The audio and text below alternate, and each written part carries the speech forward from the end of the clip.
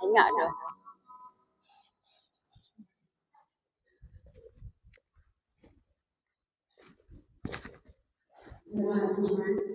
Mari serahkan hati dan menyembah Tuhan dalam ibadah dan puji. Jemaat dipersilakan.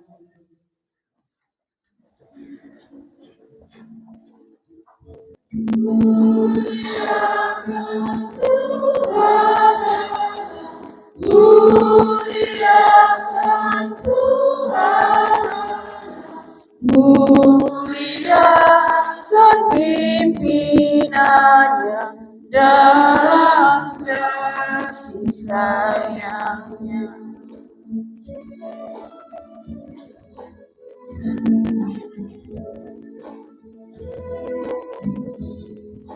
Pertolongan kita adalah di dalam nama Tuhan yang menciptakan langit dan bumi, yang memelihara kesetiaannya sampai selama-lamanya, dan yang tidak pernah meninggalkan perbuatan tangannya.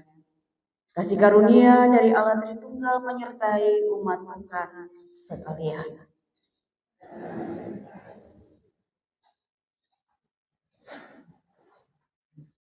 Helama Tuna Iye. Bapak Mama, bersaudara yang dikasihi oleh Tuhan Yesus Kristus, kotong ini hidup dalam masyarakat yang kaya akan budaya. Budaya gotong royong, budaya saling mengunjungi satu sama lain, itu juga merupakan nilai positif dalam kotong membangun kehidupan bersama-sama. Setiap keluarga dan suku itu biasanya saling bertemu, dan dalam pertemuan itu ada jabat tangan, duduk bersama, berbagi cerita, dan makan bersama. Dan saudara yang terkasih,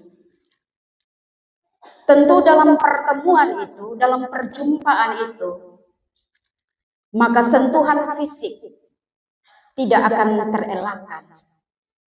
Sudah pasti dalam perjumpaan kebersamaan, sentuhan fisik itu pasti ada. Dan dalam kalangan suku Sabu, saat bertemu ada sentuhan fisik seperti berjabat tangan, berpelukan, atau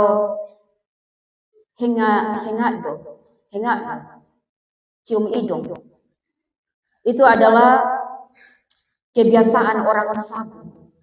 Dan saudara yang terkasih, ini menunjukkan tentang sebuah hubungan relasi yang sangat kuat, hubungan persaudaraan antara satu dengan yang lain. Dan bagi orang Sabu, sentuhan fisik dalam sebuah perjumpaan itu bukan sebuah basa-basi, melainkan itu mengungkapkan sebuah makna yang sangat mendalam, yaitu tentang sebuah persaudaraan, tentang kedekatan, tentang kepedulian dan kasih. Dan tradisi ini semakin mengingatkan kepada kita semua akan pentingnya sebuah kehadiran, sentuhan fisik, dan juga kehadiran sentuhan fisik itu sangat penting. Karena apa? Karena itu akan memulihkan, sebagaimana kita jumpai dalam pemberitaan firman Tuhan hari ini. Bapak, Mama, Saudara yang terkasih, saya mendapatkan cerita dari pengalaman pendeta-pendeta senior. Mereka punya pengalaman kalau mereka ada di satu jemaat, minta maaf, kalau ada di satu jemaat yang suku Sabunya itu banyak. Ini cerita berbagi pengalaman. Mereka mengatakan bahwa kalau ada orang mati di jemaat itu, apalagi kalau suku Sabu banyak di situ, itu akan pusing bagi seorang pendeta, karena kalau misalnya kematian itu terjadi, mereka tentu tidak akan mengulang lagi khotbah yang pernah dibawa dalam satu kematian di suku Sabu. Karena apa? Karena pasti orang yang sama juga yang akan ada di situ. Karena budaya orang Sabu, orang mati di mana pasti. Apalagi kalau suku Sabu yang meninggal, semua orang Sabu itu pasti ada, di mana saja. Nah, Bapak, Mama, Bapak, Saudara yang terkasih, makanya sebuah kehadiran, apalagi dalam peristiwa-peristiwa duka cita, peristiwa-peristiwa iman, sebuah kehadiran seseorang itu sangat-sangat berarti bagi orang yang mengalami duka. Ketika kau melihat saja orang hadir, walaupun kita berduka, kita menangis, tetapi kau juga berpikir, ini orang di jauh-jauh di sampai juga. Siapa yang kasih tahu, dengar kabar dari mana? Ternyata ini orang dia ada juga. Dan itu membuat suatu penghiburan, apalagi ketika ada sentuhan fisik, ada pelukan, ada jabat tangan, ada ciuman. Saudara yang terkasih, itu sangat memulihkan. Dalam perikop pembacaan kita Injil Yohanes pasal 20 ayat 19 sampai 29, kita menyaksikan bagaimana Tuhan Yesus sendiri menyatakan dirinya kepada para murid setelah kebangkitannya. Bahwa Yesus tidak hanya hadir di hadapan mereka. Ketika Yesus hadir, tapi Yesus juga mendekati mereka. Dan ketika Yesus mendekati, Yesus pun juga membangun komunikasi. Yesus berbicara kepada mereka, dan kemudian Yesus bilang, silakan sentuhlah luka-lukaku, baik itu di tangan maupun di lambung. Saudara yang terkasih, sentuhan fisik ini menjadi bagian penting dari pemulihan iman para murid. Seperti halnya para murid Yesus, orang Sabu pun hidup dalam budaya yang mengutamakan kebersamaan, saling mengunjungi dan berbagi di tengah komunitas mereka. Saudara, yang terjadi ketika terjadi suatu kesedihan atau terjadi sebuah pergumulan, orang Sabu tidak akan membiarkan saudara-saudaranya sendirian, melainkan mereka akan mendukung dan menguatkan melalui kehadiran, melalui sentuhan fisik yang penuh kasih. Papa Mama kekasih Tuhan, Tuhan Yesus hadir di tengah-tengah mereka, dan Tuhan Yesus datang untuk membawa damai sejahtera. Ketika dia datang, dia katakan, damai sejahtera bagimu. Dan saudara, itu memulihkan iman para murid yang goyah. Kehadiran dan sentuhan fisik Tuhan Yesus menjadi tanda yang nyata bahwa dia telah mengalahkan maut dan dia hadir sebagai Tuhan yang hidup. Dengan kehadiran Yesus, bahkan dia menyampaikan damai sejahtera bagimu, dia hendak mengatakan bahwa aku hidup. Dan itu artinya bahwa Yesus akan hadir terus dalam seluruh kehidupan setiap anak-anak manusia yang percaya kepadanya. Papa Mama kekasih Tuhan, di saat kita atau saudara-saudara kita mengalami luka, mengalami pergumulan atau kekhawatiran, maka kehadiran sentuhan fisik yang penuh dengan empati itu dapat menjadi sarana Tuhan untuk menyatakan kehadiran Tuhan dan membawa pemulihan.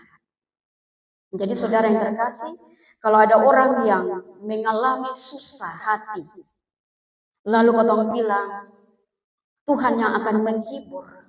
Tetapi bukan Tuhan yang datang langsung. Justru Tuhan menghibur dan memberikan kekuatan dari setiap kita yang ada dalam kebersamaan hidup ini.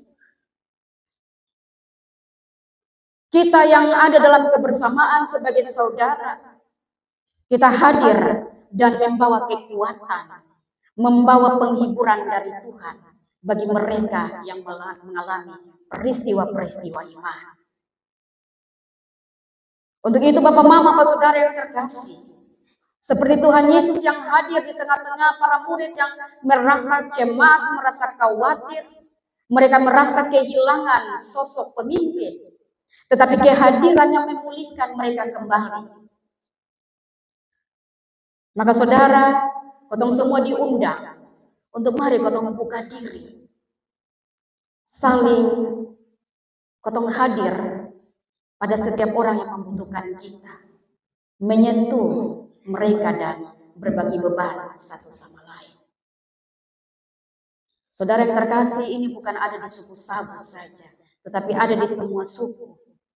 Sapa susah, pasti kotong harus keluar.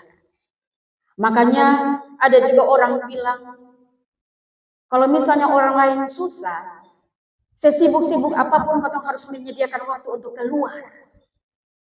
Karena suatu saat nanti, kotong sudah tahu dia punya waktu, kita pun juga akan mengalami itu. Kita hidup sebagai orang yang bersaudara, hidup dalam kebersamaan, kita saling membutuhkan. Maka kotong sudah bisa mengandalkan kotong punya apa yang ada pada kita. Kita tidak hanya bisa mengandalkan keluarga kita sendiri. Kita semua sudah pernah mengalami sebuah peristiwa-peristiwa iman. Ketika orang-orang datang hadir, itu menyejukkan hati. Itu memberikan sebuah sentuhan yang tidak dapat kotong katakan lagi dengan berbagai kekayaan perkataan yang ada pada kita. Kotong hanya mau bilang terima kasih. Untuk itu Bapak Mama, Bapak Saudara yang terkasih, dari bacaan ini, kehadiran Yesus pada mereka, para murid yang ada dalam kesusahan hati, memberikan pesan bagi kita bahwa saudara dan saya saling membutuhkan. membutuhkan kehadiran siapa saja. Bapak Mama, kekasih-kekasih Tuhan, itu tentang kehadiran Yesus. Ada dia punya maknanya yang sudah saya sampaikan yang pertama. Yang kedua, saudara yang terkasih, ada hal menarik yang Yohanes gambarkan bagi kita untuk kita renungkan bersama, yaitu bahwa Thomas yang semula tidak percaya, tetapi kemudian dia menjadi percaya setelah dia berjumpa dengan Tuhan Yesus yang bangkit. Dan perjumpaan itu, dia bilang di bacaan sebelumnya, dia bilang saya harus sentuh dulu. Saya harus sentuh luka-luka yang ada di tangannya, bahkan di lambungnya. Baru saya percaya bahwa itu dia, guru, sang guru atau Yesus. Murid yang lain hanya melihat, tetapi mereka langsung percaya. Saudara yang terkasih,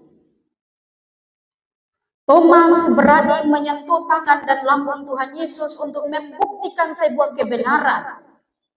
Untuk membuktikan bahwa berita itu benar. Berita tentang kebangkitan Yesus itu benar-benar. Oleh sebab itu saudara, sebagai gantinya, dia bilang kita harus sentuh dulu. Lalu kemudian dalam sentuhan itu, maka Thomas menyatakan sebuah iman pribadi yang luar biasa. Dia mengatakan, ya Tuhanku dan Allahku. Perjumpaan, tetapi harus sentuh dulu. Dia harus membuktikan bahwa kebenaran itu, berita kebenaran itu benar-benar ada dan benar atau tidak. Nah, Bapak Mama, Bapak Saudara yang terkasih, apa yang Thomas lakukan dalam pengakuannya, ini memberikan kepada kita catatan perenungan bahwa iman itu tidak bisa disamakan dengan verifikasi ilmiah. Artinya dari sini mau memberikan sebuah pesan kepada kita bahwa iman itu dia bersifat pribadi. Iman itu bersifat perasaan, tentang emosional secara personal. Sehingga Bapak Mama Bapak Saudara, kalau berhubungan dengan iman, kita sudah bisa bilang bahwa coba mari kita buktikan dia pun data ada atau tidak, atau secara logis. Saudara-saudara yang terkasih, apa yang saya katakan bahwa iman itu sifatnya perasaan. Iman itu sifatnya emosional dan dia bersifat pribadi. Maka sangat keliru kalau kita menuntut bahwa harus ada pembuktian ilmiah atas iman. Akhir-akhir ini, orang-orang apatis terhadap iman, apalagi orang ateis yang mau membenarkan tentang bahwa mereka tidak percaya adanya Tuhan, atau orang-orang yang tidak percaya kepada Kristus, mereka mau membenarkan agama mereka dengan cenderung membawa kita pada sebuah konsep berpikir yang rasional dalam hal beriman. Sehingga Bapak Mama Bapak Saudara yang terkasih, mereka bilang kalau memang Yesus itu adalah Tuhan, maka mari kita melakukan dengan pendekatan verifikasi secara ilmiah. Verifikasi datanya sebagai bukti imanmu, bahwa apa yang engkau imani itu bisa diterima secara akal manusia. Nah, saudara yang terkasih, orang-orang yang tidak percaya kepada Kristus berusaha untuk menggiring kita yang beriman kepada Tuhan Yesus ini, menggiring kita yang kita beriman, yang tadi saya bilang itu bersifat perasaan, emosional, dan bersifat pribadi. Tetapi mereka berusaha untuk membawa kita, coba buktikan secara akal manusia. Masa orang Kristen punya Tuhan 3? Kenapa dia manusia kok dijadikan sebagai Tuhan? Banyak orang yang menggiring kita yang sudah beriman ini untuk kita membuktikan secara akal manusia. Sampai atau tidak secara logika. Saudara yang terkasih, pola ini dipakai untuk mengganggu keyakinan iman seseorang. Kalau dulu Mahkamah Agama Yahudi, mereka menyebarkan hoaks tentang kebangkitan Tuhan Yesus. Mereka bilang, dia tidak bangkit. Tetapi jasadnya itu hilang karena dicuri oleh orang-orang dekatnya. Dan mereka mulai menyampaikan berita-berita ini bahwa apa yang dikatakan oleh para murid, apa yang dikatakan oleh orang-orang dekatnya Yesus itu hanyalah berita bohong. Yang sesungguhnya mereka yang mencuri jasadnya Yesus. Nah, Bapak Mama, Bapak Saudara yang terkasih, itu pada masa Mahkamah Agama Yahudi. Tetapi kalau di masa kita sekarang ini, polanya diubah. Bahwa dengan beriman juga itu perlu ada verifikasi, perlu ada pembuktian data secara ilmiah. Dan saudara, cara seperti ini persis sama dengan cara Thomas ketika dia minta verifikasi sebelum dia berjumpa dengan Yesus yang bangkit. Karena itu, Injil Yohanes memberikan gambaran tentang perubahan sikap Thomas. Awalnya dia bilang, saya tidak percaya. Kalau saya berjumpa dengan dia, saya harus sentuh dulu luka-lukanya, baru saya percaya. Saudara yang terkasih, ini mau menunjukkan kepada kita bahwa kalau iman yang dibangun hanya atas dasar butuh pembuktian data, maka iman itu akan terbangun seperti iman Thomas yang penuh dengan keraguan-keraguan. Sebab saudara yang terkasih, tidak semua hal dalam iman itu wajib untuk harus ada di punya pembuktian secara ilmiah. Tidak. Tidak selamanya iman kita itu harus dibuktikan dengan data. Makanya saudara yang terkasih, dalam ayat 29b, Tuhan Yesus berkata, berbahagialah mereka yang tidak melihat namun percaya. Saudara, mari kotong beriman. Bukan karena kotong mampu memberikan bukti secara ilmiah, tetapi karena saudara dan saya yakin, saudara dan saya percaya pada Injil yang sudah diberitakan kepada kita. Tahun demi tahun, hari demi hari, kotong mendengarkan Injil keselamatan. Dan keselamatan itu terjadi melalui Yesus mati dulu baru dia bangkit.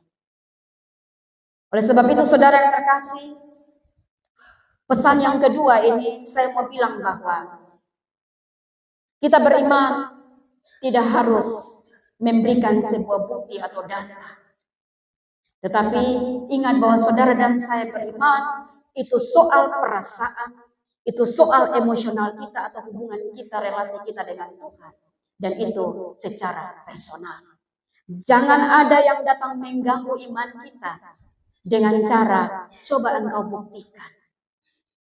Cukup dengan kita mengatakan bahwa saya yakin, saya percaya pada Injil yang sudah diberitakan. Ada amin? Tuhan Yesus menolong kotong semua untuk terus menjalani sisa hari hidup ini dengan tetap yakin dan percaya bahwa Dia sudah mati dan bangkit demi saudara dan saya. Amin.